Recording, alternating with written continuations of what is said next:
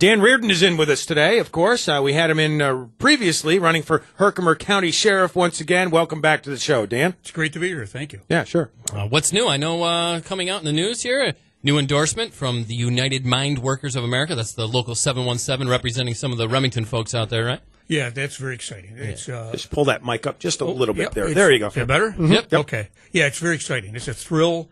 It's an honor to have them behind me because they are the men and women of Herkimer County. They've worked there every day. They pay their taxes. All these other endorsements are nice, for the state level or national level. But these are the people that work in Herkimer County, live in Herkimer County, make Herkimer County work.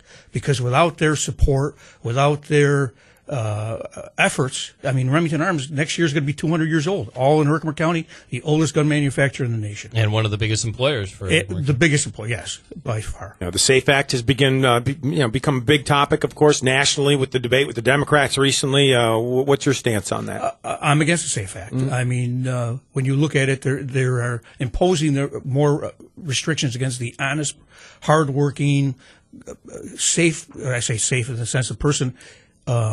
Carries a gun, has guns, respects guns, enjoys hunting, target practice, trap, skeet shooting, and they're taking away rights from them. They're not looking at the bad guys. Enforce the laws that we have on the books now, and they don't do that. Mm-hmm. The current sheriff is endorsed by a group called the Working Families Party, which is a Brooklyn-based, very progressive, downstate liberal group that supports Mayor de Blasio. It's kind of his party, and Governor Cuomo and all our elected officials, and they support the SAFE Act.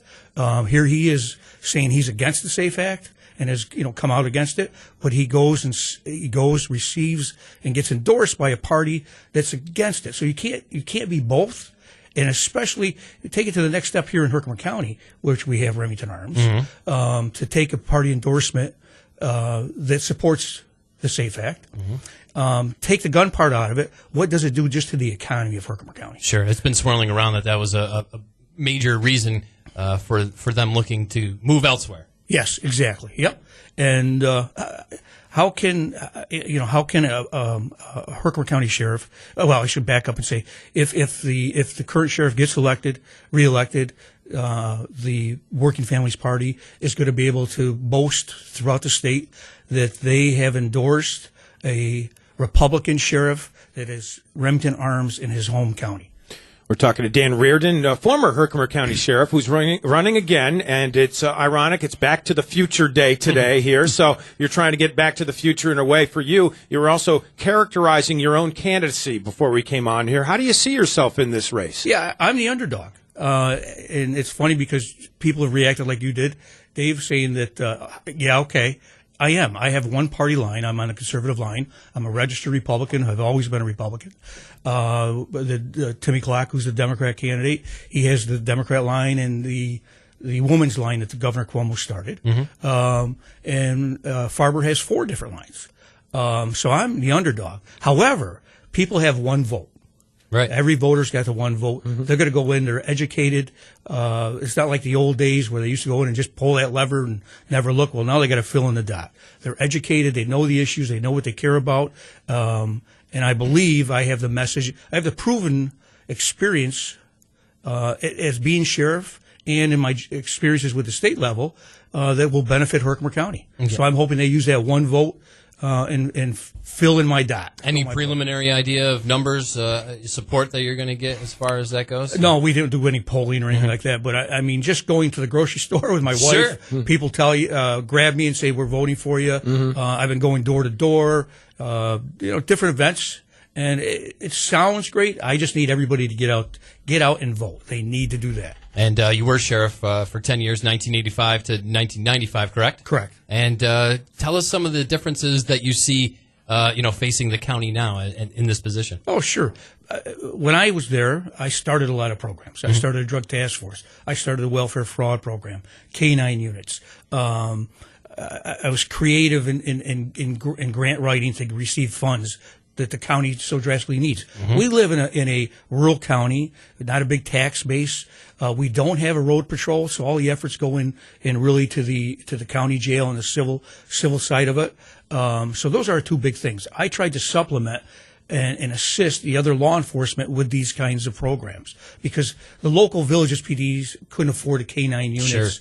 Sure. A drug task force just in the village of Herkimer or the village of Villian didn't make a lot of sense, but together we did a lot. And none of that's going on today. There is no drug task force. The welfare fraud investigative unit is down to part-time people. I had full-time people doing it. You can't be consistent, carry on a good investigative case if you're all part-time all the time. You've got to be full-time. Would you have the authority to change that, by the way? If you you work with the county legislature. I mean, you fight. You make arguments. You lay out your plan. You tell them why. The program has been reimbursed by the Department of Social Services because it's saving them money. So you've got that advantage. You go in and say 100% of this will be reimbursed by DSS, and here's why we need it. And you don't go do it yourself. You have the DA with you. You have the Department of Social Services saying this is going to benefit us. Right. So you have to spend time. You've got to be creative in putting these things together so the county benefits. In your take right now, what is the capacity that the Herkimer County Sheriff's Office serves? You mentioned a lot of the programs have maybe gone by the wayside. We don't have a road patrol. So what is their main function? Well, right now it's just running the jail and the civil division. Mm-hmm. Okay, that's what it seems to be. Yeah. They have a navigation patrol. I expanded that on the Fulton Chain of Lakes. We were at a Meet the Candidates night up in Old Forge, and the present sheriff was explaining how they only run 5 days a week. You're up in Webb. You have the summer months. You have so much going on. Mm-hmm. Right. You need patrol 7 days a week. You need to be there out all times of day and night. You can't get off the water at 7 o'clock at night because you know that, and you go home. Everybody else is going out there, so you gotta be creative in dealing with these issues. Because that's when everybody goes out in the water and has fun.